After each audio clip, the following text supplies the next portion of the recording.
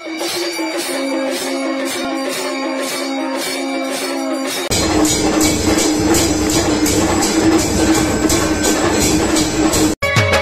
मैया शेरों वाली है, तेरे भक्तों की रखवाली।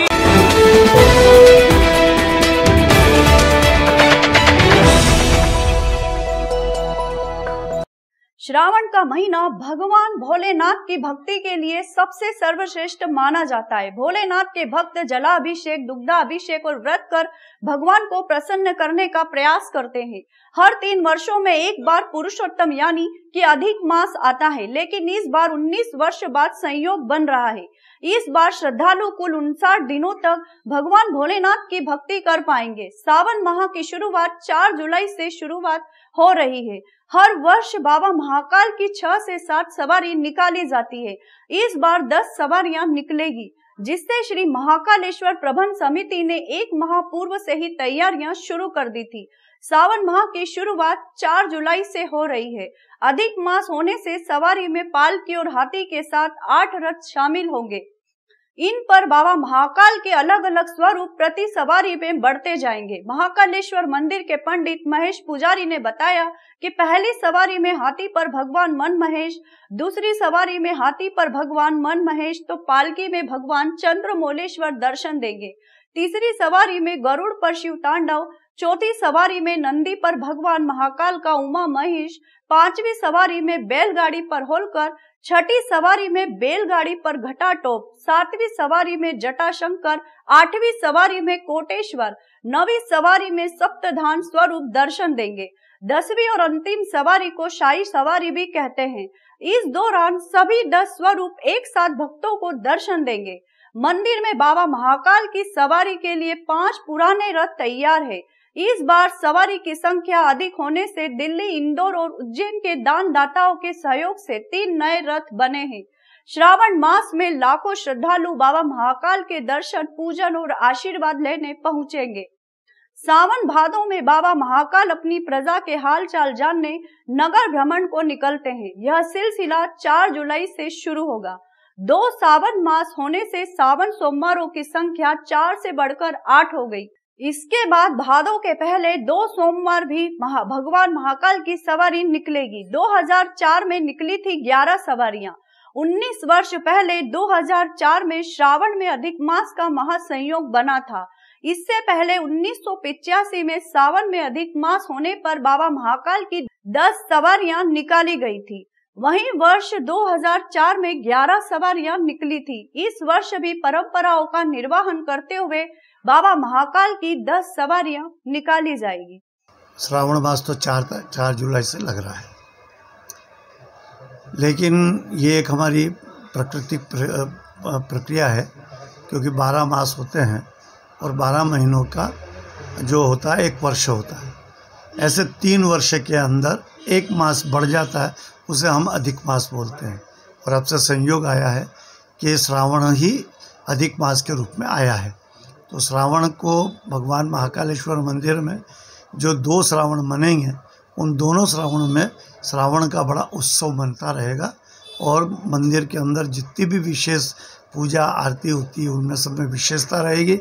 साथ ही सबसे बड़ी बात यह है कि जो सवारियां निकलती हैं श्रावण में, वैसे श्रावण मास में 4 सवारी और 2 भाद्र की 6 सवारियों का प्रावधान रहा है, लेकिन अधिक मास होने से इस वर्ष 8 सवारी श्रावण की होगी और 2 भाद्रपद की। ऐसे मिलके कुल टोटल 10 सवारियां भगवान की नगर में निकाली जाएगी। जो रथ होते हैं, जो पालकी होती है, वो क्रम अनुसार ही रहेगी। उसमें एक पहले पालकी रहेगी, पहले सोमवार, दूसरे सोमवार पर हाथी बढ़ जाते हैं, जिसके ऊपर पालकी में चंद्रमौलेश्वर और हाथी के ऊपर मन महेश।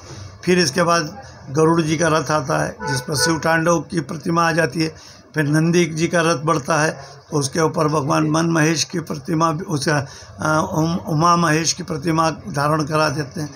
और इस बार जो 4 सवारी अधिक होने के कारण 4 मुकोटे जो और होते हैं हमारे पास में, जो मंदिर की धरोहर है, जिसको सप्तदान का मुकोटा बोलते हैं, जिसे जटाशंकर बोलते हैं, जिसमें है तो होलकर का मुकोटा है, ये सब भी इसमें सवारी में एक प्रतिमा के रूप में बढ़ाएंगे। ऐसे कुल 10 सवारी होगी। उज्जैन के थाना सेंटर कोतवाली क्षेत्र में एक मकान में आग लगने का मामला सामने आया है। दरअसल घटना कंठाल क्षेत्र की बताई जा रही है। यहाँ रहने वाले प्रदीप गादिया उर्फ पप्पू गादिया के मकान की तीसरी मंजिल में शॉर्ट सर्किट की वजह से आग लग गई। तत्काल दमकल और पुलिस विभाग को सूचना दी गई। थाना सेंटर कोतवाली प्रभारी सहित अन्य पुलिस बल मौके पर पहुंचा। वहीं दमकल की 3 गाड़ियों ने कड़ी मशक्कत के बाद आग पर काबू पाया। दमकल समय पर पहुंच गई। इसकी वजह से कोई बड़ा हादसा नहीं हुआ। यह बता दें कि जिस मकान में आग लगी थी वह लकड़ी का बना हुआ है। उसके नीचे हैंडलूम की दुकान है। तीसरी मंजिल पर एक कमरे में रखा सामान आग की वजह से जल गया। आग से कितना नुकसान हुआ है अभी इसका पता नहीं चल पाया। आगजनी की घटना की जानकारी लगते ही बड़ी संख्या में क्षेत्रवासी एकत्रित हो गए।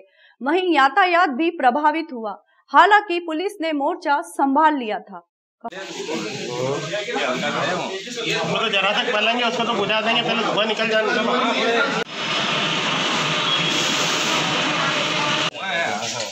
अरे वो धुआं भी वापस रिटर्न आ रहा है। बाकी मेन यही करना है।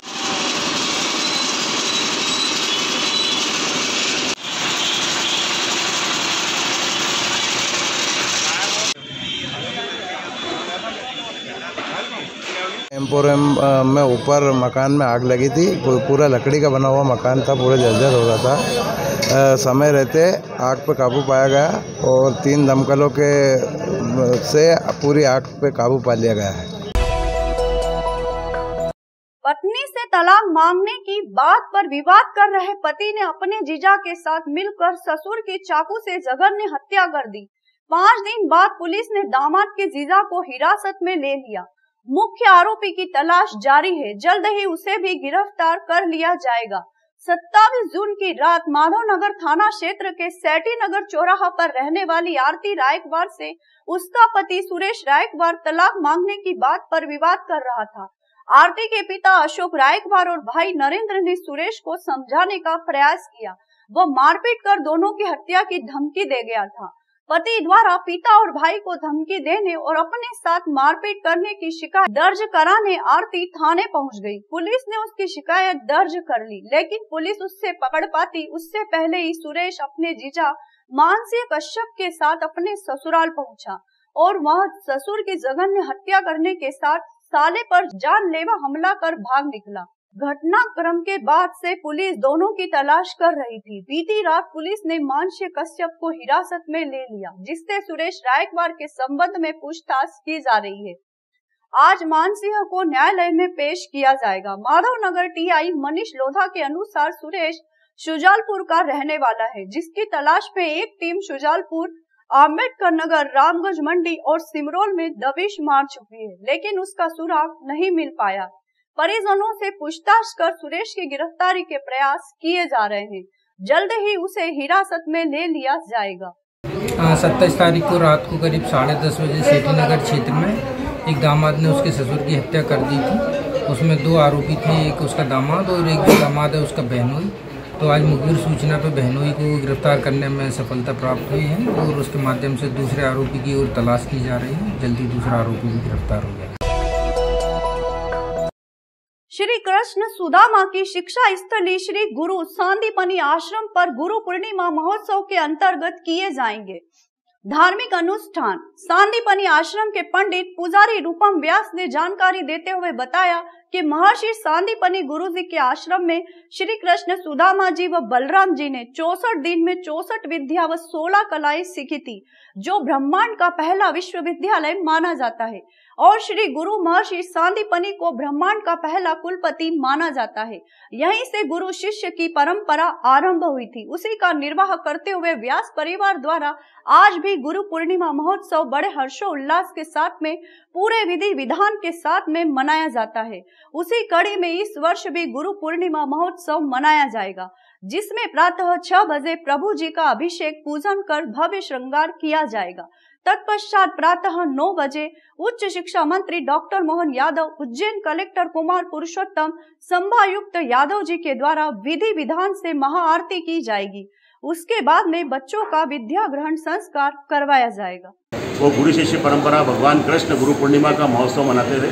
उसी तारतम्य में आज कल यहाँ पर सांदीपनि वंशज व्यास परिवार पुजारी परिवार के द्वारा यहाँ पर भगवान गुरु सांदीपनि जी का प्रयागराज के जल से स्नान कराया जाएगा और गोमती नदी के जल से भी स्नान कराया जाएगा। उसके बाद गुरु सांदीपनि का पंचामृत अभिषेक पूजन होगा। उसके बाद महाआरती की जाएगी और आयुर्वेदिक जड़ी बूटियों से यहाँ पर भगवान का हवन किया जाएगा ताकि विश्व शांति बनी रहे और किसी प्रकार की यहाँ पर बीमारी जो कि इस पूरे देश ने भी जो 2 साल में देखी है उसकी पुनरावृत्ति ना हो।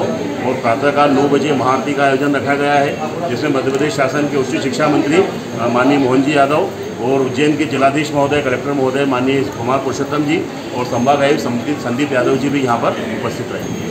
और यही ऐसी स्थान है, ये वो पावन पवित्र स्थान है, यहाँ पर बच्चों का विद्या आरंभ संस्कार किया जाता है।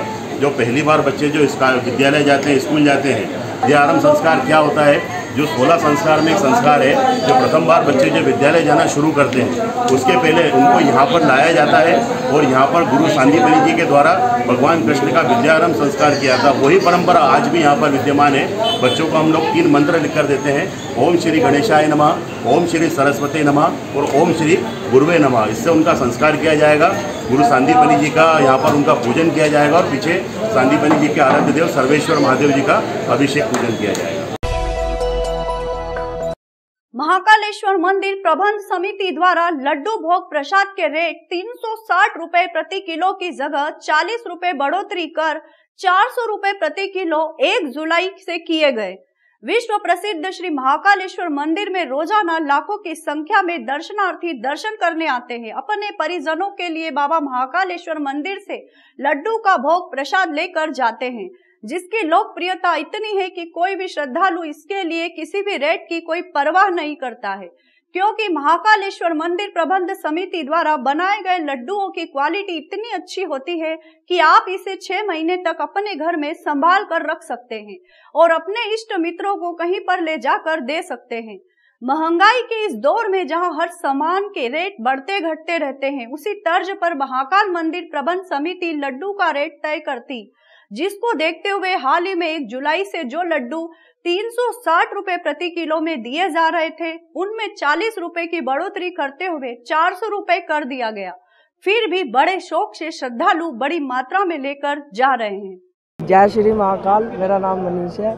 प्रसाद के लिए तो क्या बोल सकते हो, तो प्रभु अनंत है। जो उन्होंने दे दिया हमने वो स्वीकार करा। इसके लिए बाकी स्वाद वाद कुछ नहीं देखा जा सकता। प्रसाद प्रसाद होता है। बढ़ोतरी चाहे कम कर लें, चाहे कितनी भी घटा लें, चाहे बढ़ा लें, उससे हमारे को कोई मतलब नहीं। हम बाबा के भक्त हैं, हम आएंगे चाहे कितना भी कुछ भी हो जाए। प्रसाद लेके जाएंगे और घर वालों के लिए भी लेके जाएंगे और पूरे दिल्ली शहर को खिलाएंगे।